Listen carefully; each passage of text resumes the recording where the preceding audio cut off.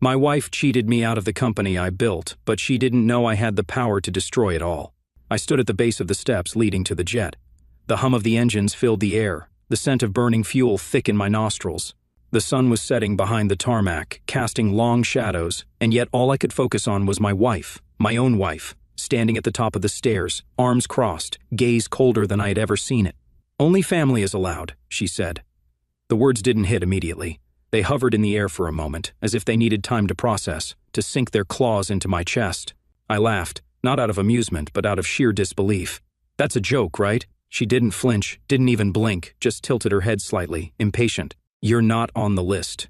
Only board members and family are invited to this trip." Board members, family. I clenched my jaw. "And what exactly am I, Sophia?" She sighed, exasperated, like I was some clueless intern, not the man who built her empire with his own 2 hands. "Look, you knew this was a strategic business retreat. There's no point in making this personal." No point. I took a slow, deliberate step back, scanning the faces already seated inside, the company I built, the product I created, the team I personally trained. And yet, I was the outsider. "Understood," I said, my voice even. I refused to give her the satisfaction of seeing me react. I refused to let her think she had the power to break me. Her assistant stepped forward, already motioning to security as if I was some nobody loitering on the runway. The sheer audacity of it almost made me laugh again. I took another step back, watching as the jet doors sealed shut, as the engines roared to life, as my wife, my supposed partner, took off without me. I stood there, watching as the jet shrank into the horizon. My reflection in the glass windows of the terminal showed a man I barely recognized, a man who had given everything and was left with nothing. No, that wasn't true. She thought she had erased me from her success. She had just made the biggest mistake of her life. Because if she wanted me gone, if she truly wanted to wipe away my presence from the empire we built together, then I would do something even better. I would erase her empire entirely, the beginning of us. I remember the first time I saw Sophia. She wasn't the woman she is today, polished, ruthless, sitting atop an empire that bore my fingerprints but none of my name. No, back then she was scrappy, fighting tooth and nail to keep her failing tech startup from crashing into the abyss of forgotten ideas. I had heard about her before I met her. She had a reputation in the industry, not for innovation, but for her ability to sell a vision. She could talk. Investors loved her because she had the confidence of someone who belonged in boardrooms, even if she didn't fully understand the technology she was pitching. And that's where she was struggling. Sophia had connections. She had influence. But she lacked the foundation, the raw, unshakable substance to back up the dreams she spun in investor meetings. And then there was me, a software engineer, but not just any engineer. I had something people had been chasing for years, a revolutionary algorithm that could change the industry, hypersync. It started as a passion project in my small, dimly lit apartment, the kind of thing tech nerds dream about but never expect to go anywhere. An AI-driven automation software that could optimize business operations in real time, adapting without human intervention. It was brilliant. It was unstoppable. It just needed the right stage. And Sophia? She had the stage. Our paths crossed at a tech summit. I had barely been able to scrape together enough money for a ticket, spending the last of my savings to be in a room filled with people who didn't even know my name. Meanwhile, she was there as a guest speaker, talking about innovation while her own company was circling the drain. She saw me before I even saw her. I was in the demo hall, showing a group of skeptical attendees what hypersync could do on my laptop. The moment the screen displayed its seamless adaptability, data flows updating in real time, entire business infrastructures recalibrating with zero lag, I saw her watching me from across the room. She waited until the crowd thinned before she approached. "You made this?" There was something sharp about her tone, something calculated. I nodded. "Yeah." She smiled, but it wasn't the polite kind. It was the kind that hinted at opportunity. "I think we need to talk. A deal that changed everything." That conversation lasted hours. She asked questions, real questions. Not just about the technology, but about me, who I was, what I wanted, what my endgame was. I told her the truth. I don't care about fame. I just want this to exist. I want it to be used. That's when she said the words that altered my entire future. "You have the brains.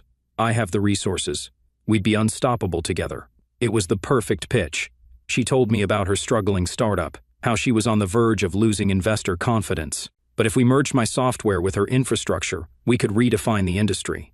It wasn't just flattery, it was real. And for the first time, I saw a path forward for my work that didn't involve me sitting alone in a dark room, hoping someone took notice. So I said yes. from two strangers to partners. The next few years were a blur of hard work, late nights, and blind faith.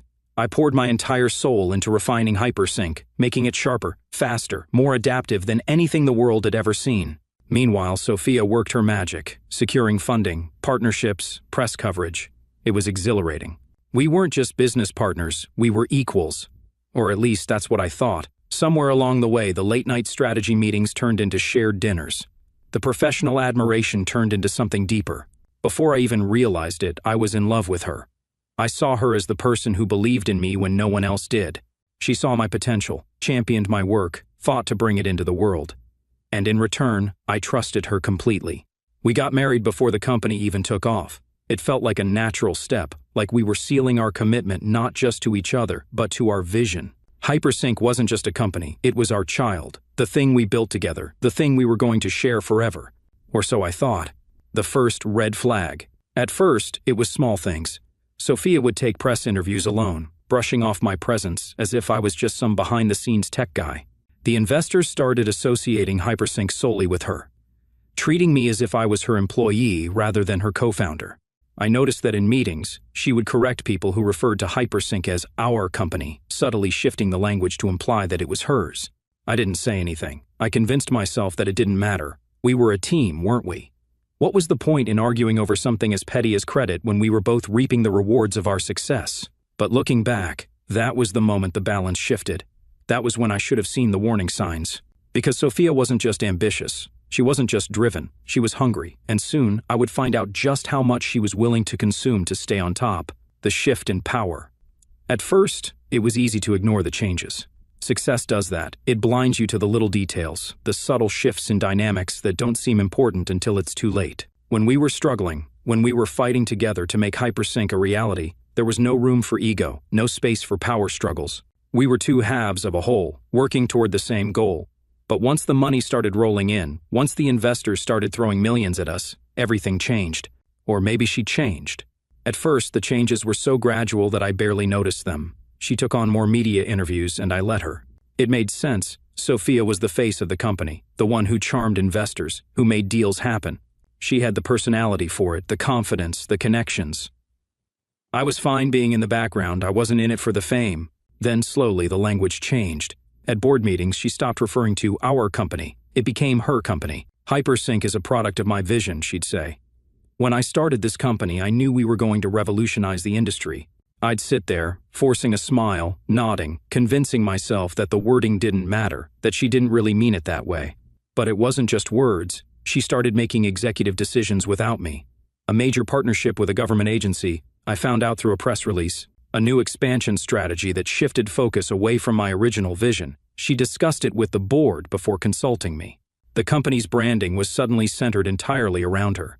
The official website no longer listed me as co-founder, just as lead developer. I confronted her about it once, sitting in our sleek, glass-walled office overlooking the city.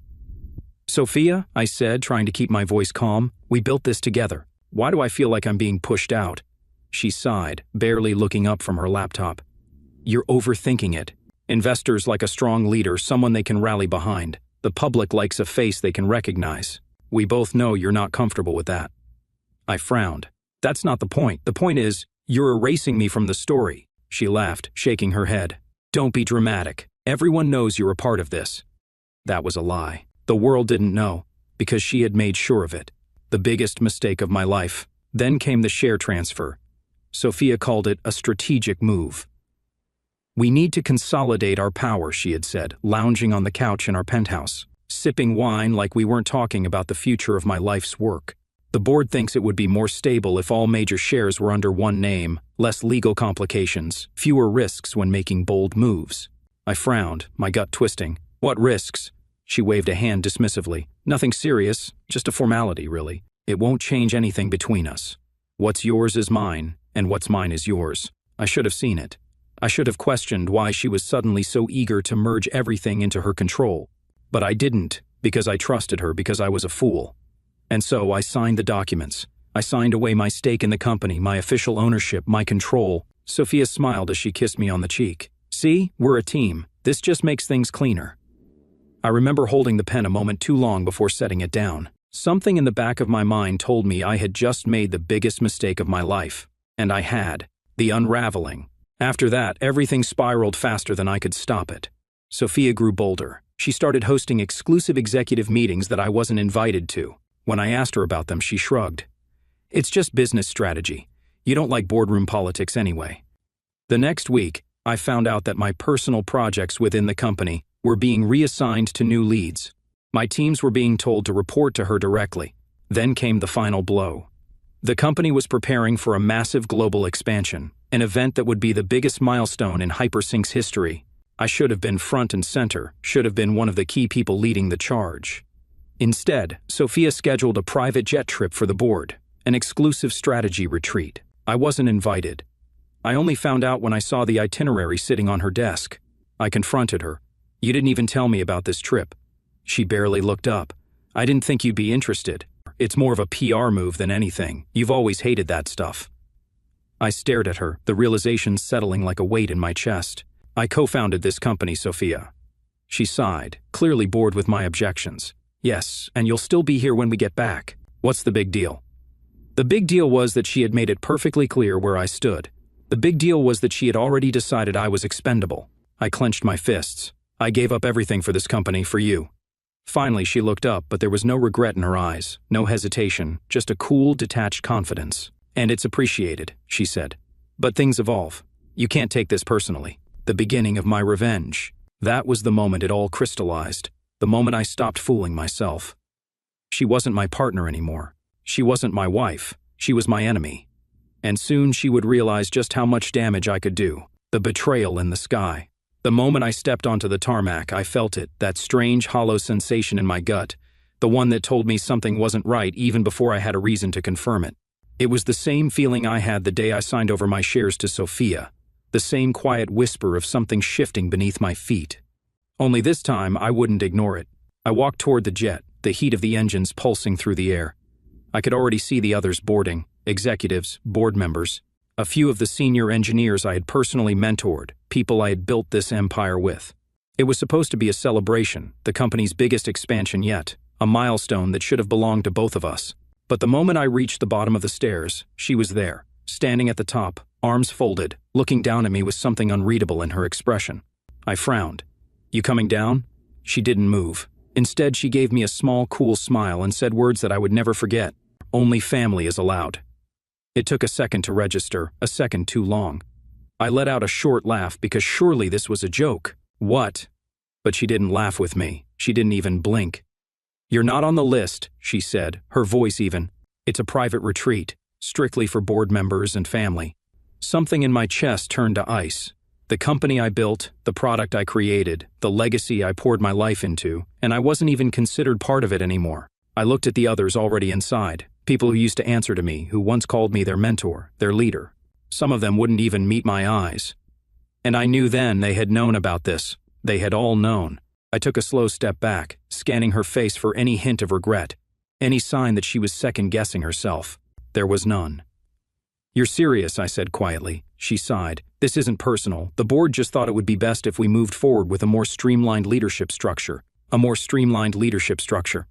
I wanted to ask her when she had decided to become the enemy, when, exactly, she had gone from being my partner to being the person who had engineered my removal from my own company. But I didn't, because I already knew the moment everything changed. I could have fought it, could have argued, could have demanded she tell me the real reason she was doing this, but I didn't. Because in that moment, standing at the base of that jet, feeling the heat of the sun on my face, hearing the distant hum of engines ready to take off without me, I saw the bigger picture. This wasn't just a business trip, it was a statement, a declaration. Sophia wasn't just excluding me from this trip, she was excluding me from everything. She was rewriting history, erasing my name, making it so that when the story of Hypersync was told, I was nothing more than a footnote in her success. And if I fought her here, if I made a scene, if I begged, then I would be exactly what she wanted me to be, a desperate man clinging to something that was no longer his. So I made a decision. I took a slow, measured breath, forcing my pulse to steady, and then I stepped back. I nodded once, keeping my voice even. Understood. Sophia blinked, just for a fraction of a second. She had expected me to react differently, expected me to fight, to argue, to beg for my place. But I wouldn't give her the satisfaction. Instead, I turned away, walked off the tarmac, and listened as the engines roared to life behind me. I didn't look back, not when the wheels lifted off the ground, not when the jet disappeared into the sky, not when my entire world was supposedly leaving without me. Because she thought she had won. She thought she had finally cut me out completely. She had no idea she had just handed me the ultimate revenge, the birth of my plan. By the time I reached my car, my mind was already working. Sophia had spent years convincing herself that she was untouchable, that she was the true mastermind behind Hypersync, that I was just a technical footnote in her empire. And because of that, she had made a fatal mistake. She had forgotten who built this company from the ground up. She had forgotten who created the foundation that held it together. She had forgotten that the core of everything, the software, the security, the very system that powered Hypersync, was still mine. And now, I had nothing left to lose. The last thing she expected. As I drove away from the airstrip, my hands tightened on the wheel. She had taken everything from me. But there was one thing she didn't take, something she didn't even realize was still in my possession. The source code, the security keys, the back door I had built into the system from the very beginning. A safety measure, a kill switch. Something I had installed in the early days when I still believed that we were in this together. She thought she had shut me out. She thought she had erased me. She thought she had won. But she had no idea. Because now, for the first time since this all began, I was no longer playing defense. Now I was going to take everything back, not just my company, not just my legacy. I was going to erase her empire, brick by brick, line by line, until there was nothing left but ashes. The first strike. I didn't go home that night. There was no point.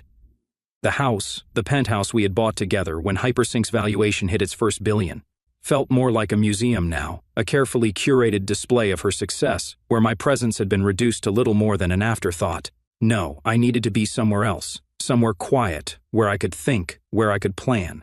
So I drove to the one place that still felt undeniably mine, the private development server I had rented out years ago when Hypersync was still an idea, a dream I had coded into existence, line by line. No one knew about it, not Sophia, not the board, not even the engineers who worked under me. This was my failsafe, and tonight it would become the beginning of her downfall. The code no one knew existed. Hypersync wasn't just another tech company. It was an ecosystem, a self-sustaining automation network that powered everything from high-frequency trading firms to global supply chains. It was designed to be impenetrable, its security layers tighter than any government system. But there was one flaw, a flaw I had built in from the very beginning. Back when Sophia and I were still partners, when I still believed in us, I had written a private failsafe into the source code, not as an act of paranoia, but as a safety measure, a way to reclaim control if anything ever went wrong. It was buried deep hidden beneath layers of encrypted pathways, masked as an unassuming, rarely accessed subroutine. To anyone else, it looked like a dormant function, a harmless fragment of forgotten code. But to me, it was a kill switch. The first move. I logged in. The familiarity of the interface, the blinking cursor, the silent hum of a system waiting for input. It all felt like stepping into my true home. She thought she had locked me out of my own empire, but she was wrong. With a few keystrokes, I accessed the master framework. I took my time. Sophia was on a plane, surrounded by her new board, her loyal executives, basking in her illusion of power. She wouldn't see this coming. She never did. First, I ran a diagnostic. The numbers flashed across the screen, hundreds of servers, millions of active users, a network worth billions, and all of it was still tied to my code. Then I executed the first command, a simple one, a security reconfiguration. On the surface, nothing changed. Hypersync continued running as usual. But beneath the surface, every executive-level access key was revoked. No one, not Sophia, not the board, not a single top-level employee, could log in or make any critical system changes. Except for me. I leaned back, watching as the system reset itself. She wouldn't notice immediately, not yet. But soon, very soon, she would wake up to a world where she was no longer in control. The next morning, my phone rang at 6 minutes past 6 in the morning. I didn't answer. It rang again and again. Finally, I picked up just to hear her voice, sharp and frantic. "Aaron," she snapped. No greeting, no pretense, just pure panic. "Hypersync is locked down. We can't access anything. What the hell did you do?" I smiled. It was satisfying, listening to the cracks in her usually composed demeanor, hearing the underlying fear in her voice. I kept my tone casual. "Good morning, Sophia. Something wrong?" She exhaled sharply, frustration clear in every syllable. "Don't play games. The system is rejecting all executive logins. The entire board is locked out. The engineers can't override it. I know you did something. I took a slow sip of my coffee, savoring the silence between us. Then I said the words I knew she never expected to hear. Sorry, but only family is allowed. The moment she knew, there was dead silence on the other end of the line. I could almost picture her, standing in some luxury resort, phone clenched in her hand, her carefully constructed world starting to fracture. You, she started, but I cut her off. Let's get one thing straight, Sophia, I said, my voice cold now. You didn't build Hypersync. I did. You didn't design the system. I did. You don't own it. I do. She tried to interrupt, but I kept going. And if you think for 1 second that you can erase me from the company I created, then you don't understand the first thing about how any of this works. A sharp inhale. Then her voice dropped to something more dangerous. You think you can take it back? She hissed. You think you can win? I let out a short laugh. Sophia, I said, leaning forward, lowering my voice like I was letting her in on a secret. I already did. Then I hung up. The beginning of her end. By the time she landed, it was too late. Hypersync's security system had been completely overhauled. All critical operations required my biometric authentication. The board was in shambles, investors demanding answers. And Sophia, for the first time, she realized what she had done. She had undermined me. She had betrayed me. She had shut me out of my own empire. But in doing so, she had forgotten something far more important. I was the one who had built this from nothing. I knew every line of code, every system flaw, every hidden failsafe. And now, I was going to burn it to the ground. The collapse begins. I didn't go back to sleep after hanging up on Sophia. I just sat there, staring at my phone, watching as the missed calls piled up one after another, her name flashing over and over like a desperate heartbeat. By 7 a.m, the calls stopped, not because she had given up, but because she had finally realized the truth. This wasn't just a minor system glitch. This wasn't something her engineers could patch in a few hours. This was the beginning of the end, and I had written the script. The desperation begins. At exactly 15 minutes past 8 a.m, I got a text, not from Sophia, but from one of my old engineers, someone who had been loyal to me before Sophia started restructuring the company to squeeze me out. They're panicking. The board is losing its mind. She's trying to call an emergency meeting, but no one can access anything. What did you do? I smirked, typing back slowly. Just reminding them who built the system. Her first attempt to fix it. Sophia was smart, I had to give her that. She didn't waste time. She called in every expert she could find. Top-tier cybersecurity specialists, former government encryption analysts, even a few of my old team members she had kept around after I left. They all ran into the same wall. The lockout wasn't just a simple admin-level restriction. It was a deep, structural override. Something embedded so far into the system that even if they tried to rewrite access pathways, the code would rebuild itself in real time. Hypersync was shutting her out at the DNA level, and there was only one person who could unlock it, me. The first call from the board. By 10 a.m, my phone rang again, not Sophia this time, but one of the board members. I let it ring twice before answering. Aaron, the voice on the other end said, strained but carefully measured. We seem to have encountered a technical issue. I assume you're aware of it. I leaned back in my chair, letting the silence stretch for a moment before answering. I might be. A pause, then a shift in tone, less businesslike, more frustrated. What the hell are you playing at? The entire company is on lockdown. We're bleeding millions by the second. I glanced at my laptop screen, where the live feed of Hypersync's stock price was already plummeting. I could almost hear the panic in their voices from here. You'll have to be more specific, I said, feigning confusion. Are you asking for my professional expertise, or just yelling for the sake of it? More silence, then a reluctant exhale. We need your help. There it was, the first crack in their arrogance. I tapped my fingers against the desk, considering my next words carefully. You need my help, I repeated. Funny, because just last week, Sophia made it very clear that I was no longer a part of Hypersync. You were never removed, the board member said quickly. That was a misunderstanding. I saved my voice dropping. You locked me out of my own creation. You let her erase my name, strip my influence, humiliate me. And now that everything is falling apart, you want my help? The silence stretched long this time. I could feel his discomfort, his anger, his helplessness. Then finally, what do you want? I smiled. Nothing yet. Then I hung up. Sophia's breaking point. By noon, she finally cracked. She didn't call, she showed up at my door. I wasn't surprised. Sophia wasn't the type to beg over the phone. She needed to be in control, needed to stand in front of someone and make them see her authority, except this time, she didn't have any. I opened the door to find her standing there in a sharp designer suit, looking impeccable as always. But there was something different in her eyes. For the first time since this war started, she looked afraid. I leaned against the doorframe, arms crossed. "To what do I owe the pleasure?" She exhaled sharply, her jaw tightening. "Let me in." I didn't move, no. Her eyes flared. "Aaron, I don't have time for games," I smiled. "Neither do I." She hesitated, then forced herself to take a breath, calm her tone. "Look," she said. "We can fix this." "We," I echoed, raising an eyebrow. "Last time I checked, there was no we anymore. You made sure of that." Her lips pressed together. "I made a mistake." I laughed, a real sharp laugh. "Oh, now it's a mistake? When you left me standing on the tarmac like an outsider? When you let your board replace me? When you stole everything I built and acted like I never existed?"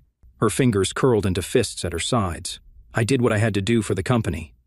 "Then do what you do best, Sophia," I said. "Talk your way out of this. Convince the board you've got it all under control. Because as far as I'm concerned, this isn't my problem anymore." Her breath hitched, just for a second. She was losing control. I stepped forward, lowering my voice to something almost dangerous. "Hypersync was mine before it was ever yours," I said. "And now you don't own it anymore." "You can't do this," she whispered. "This is my life, Aaron." I tilted my head. "Funny, you didn't care about that when you erased my life from the company." She swallowed hard. For the first time, she didn't have a response, so I leaned in, delivering the final blow. "Consider this your first lesson in losing everything," I murmured. Then I shut the door in her face. The chaos spreads. By evening, the fallout had spread. Investors began pulling out, terrified of the instability.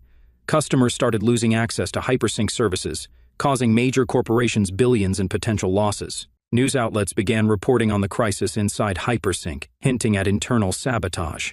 And Sophia, she had no way out, because the only person who could fix it was me, and I had no intention of saving her. I was only getting started. The company in free fall. I woke up the next morning to chaos, not my own, hers. Sophia's empire, the one she had spent years crafting while erasing my name from it, was burning to the ground, and she knew it. The first thing I did was check the stock reports. Hypersync had dropped another 30% overnight. By now, it wasn't just investors panicking. The companies that relied on Hypersync's AI were starting to feel the impact. Logistics networks were failing. Banking systems were glitching. AI-driven trading firms were hemorrhaging millions because they couldn't access the software's real-time market predictions. And through it all, I sat back, sipping my coffee, watching the world slowly realize the truth. Hypersync wasn't Sophia's creation, it was mine. And without me, it was collapsing. The board's last-ditch effort. By mid-morning, my phone rang again. The board, not Sophia this time. They must have finally realized that she wasn't in control anymore. I let it ring a few times before answering. "Gentlemen," I said smoothly, "to what do I owe the pleasure?" "We need to talk," came the clipped response. "This has gone on long enough." I smiled. "Has it? You're going to kill the company," another voice snapped. "Do you have any idea how many billions are at stake? We can negotiate, but this..." I cut him off. "Funny. No one cared about my stake when you all let Sophia push me out. So why should I care now?" Silence. Then the voice softened. "Look, whatever personal grievances you have against Sophia, we can fix it. Just restore access to the system and we..." I chuckled. "You think this is about grievances?" They didn't get it. They still thought this was just about revenge, about me throwing a tantrum because I got left out of a boardroom. They didn't understand that I wasn't fighting for my place back in the company. I was tearing it apart from the inside out. "You had your chance," I said, my tone calm but firm. "You chose your side. Now you get to watch what happens next." Then I hung up. Sophia's desperation grows. By noon, my apartment intercom buzzed. I didn't even have to check to know who it was, Sophia. She was running out of options, and I was the only person left who could stop the bleeding. I took my time opening the door, let her stew in her own panic for a few extra seconds. When I finally let her in, she didn't even waste time pretending to be composed. Her usual confidence, the steel-spined, ice-veined presence she carried in boardrooms, was gone. Her hair was slightly out of place, her breathing too sharp, and her eyes, they weren't angry, they weren't even furious. They were scared. "We need to fix this," she said immediately, stepping into my apartment like she still had authority over me. I leaned against the counter, arms crossed. "Fix what?" She exhaled sharply, dragging a hand through her hair. "Hypersync, the system. Whatever you did, you need to undo it." "Why would I do that?" Her jaw clenched. "Because the entire company is falling apart. This is bigger than just you and me, Aaron. If you keep this up, Hypersync will be finished." I gave her a slow, measured look. Good. Her breath hitched just a little, enough for me to see the moment it truly hit her. I wasn't bluffing. I wasn't waiting for a deal, a payout, or an apology. I was watching her empire collapse and enjoying every second of it. The reality of her situation. You don't understand, she said, trying to recalculate, trying to find the right leverage to regain control. This is going to cost you too. Your name is still tied to Hypersync, your reputation. My reputation, I interrupted, laughing. You mean the one you spent years burying? The one you erased from every press release, every article, every award you took credit for? She flinched. I took a step forward, lowering my voice. I don't care about Hypersync anymore, Sophia. I care about watching you lose everything you stole from me. Her lips parted, but no words came. Because now, for the first time, she truly understood. This wasn't about business. This wasn't about the board or the company or the stock price. This was personal, and there was no fixing it. The last attempt. She swallowed visibly, forcing herself to soften. Aaron, she said, her voice lowering, trying to sound like the woman I once loved, we built this together. You don't have to destroy it. We can start over. We can. I smiled. No, Sophia. Her mouth snapped shut.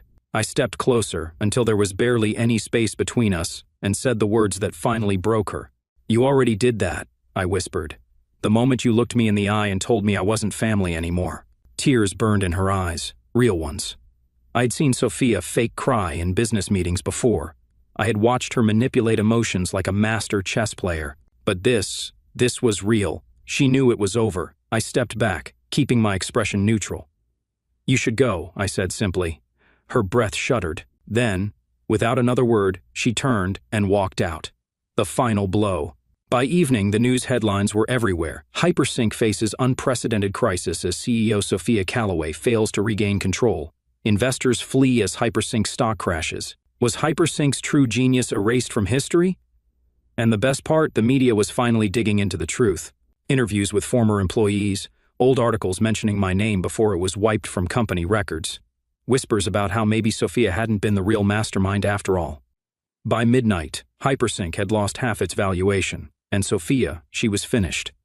Not just as CEO, as a legend, a business icon, a name that once commanded respect in every boardroom. Because now the world knew she wasn't the woman who built Hypersync. She was the woman who lost it, and I was the man who made it happen. The final blow. The morning after Sophia walked out of my apartment, the world had already shifted. Her empire was crumbling in real time, and this time, there was no coming back. I watched the news unfold over a cup of coffee, my laptop open, multiple stock reports flashing across the screen. Hypersync had lost 60% of its valuation overnight. Sophia had spent years building an image of power, control, and innovation, convincing the world that she alone was the force behind Hypersync's success. But in the span of 24 hours, that illusion had been shattered. The media vultures who once worshipped her were now tearing her apart, picking at every flaw, every decision she had made, every questionable tactic she had used to climb to the top. It was almost poetic. She had spent so much time erasing me from the company's history, convincing herself that she had all the power. But now she was just another fallen CEO, another scandal-ridden executive whose name was being dragged through the mud. And the best part? I wasn't done yet. The day of reckoning. By midday, my phone buzzed again. Not from Sophia this time, but from her lawyer. I let it ring twice, then I answered. Yes? There was a pause, then a calm, measured voice. Mr. Carter, we'd like to discuss an arrangement. I leaned back in my chair, stretching out my legs. No. Silence. Excuse me? The lawyer asked. I smiled. I said no. There's no arrangement, no deal, no negotiation. The voice on the other end didn't waver, but I could hear the underlying tension. Mr. Carter, Sophia is willing to make certain concessions. I laughed. Actually laughed. Sophia doesn't have anything left to bargain with, I said. She lost her company, her investors, her reputation. So tell me, what exactly is she offering? A longer pause this time. Then the lawyer tried a different angle. We're willing to restore your position at Hypersync. You'd be reinstated as co-founder and... I cut him off. Hypersync doesn't exist anymore, I said smoothly. At least not in the way she thinks it does.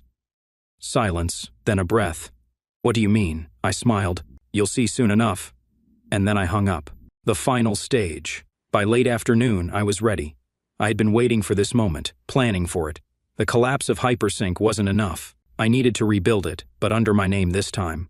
So I made the final move. With a few keystrokes, I executed the last phase of my takeover. Hypersync's patents transferred, the AI's core structure migrated, the original technology sealed. Every valuable asset that made Hypersync a billion-dollar company was no longer under Sophia's control. The company still existed in name, but its soul, its foundation, its power, it was mine again. Sophia's last desperate attempt. At 7 in the evening, I got one last text from her, not her lawyer, not the board, her. Meet me one last time. Hotel Langford, 8 in the evening. I stared at the message, debating whether to even bother entertaining it. Then I decided I would go.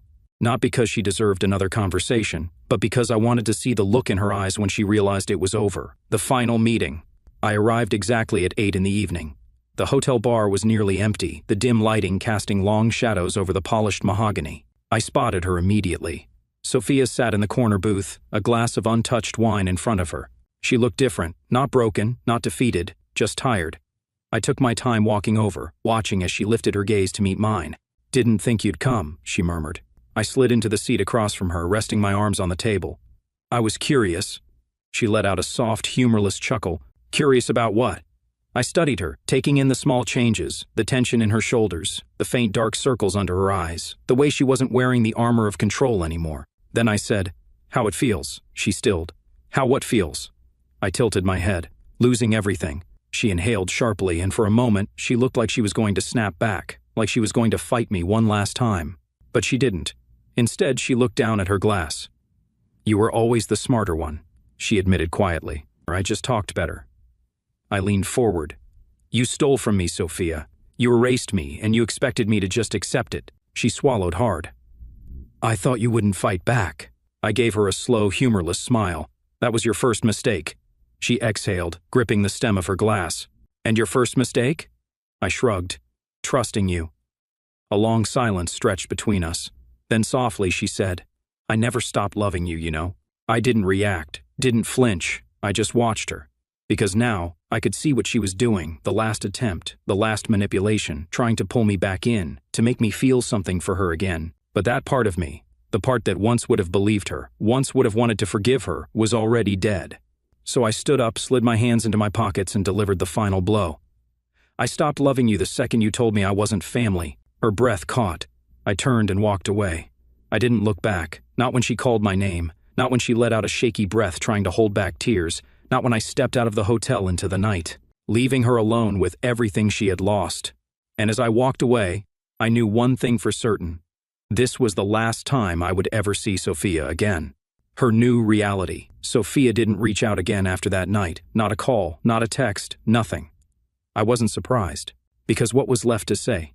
She had spent years crafting her own mythology, convincing the world that she was the mastermind behind Hypersync, the one who had built it from the ground up. And for a while the world had believed her. But now she was a cautionary tale. The headlines wrote themselves the morning after our final meeting. The news had already devoured her whole, from CEO to scandal, the fall of Sophia Callaway. Hypersync implodes. Was it built on lies? Once a tech icon, now a pariah, Sophia Callaway's stunning downfall. The press had been brutal, relentless. Every interview she had given, every moment she had taken credit for my work, every deal she had made while pushing me further into the background, it was all under the microscope now. Former employees came forward.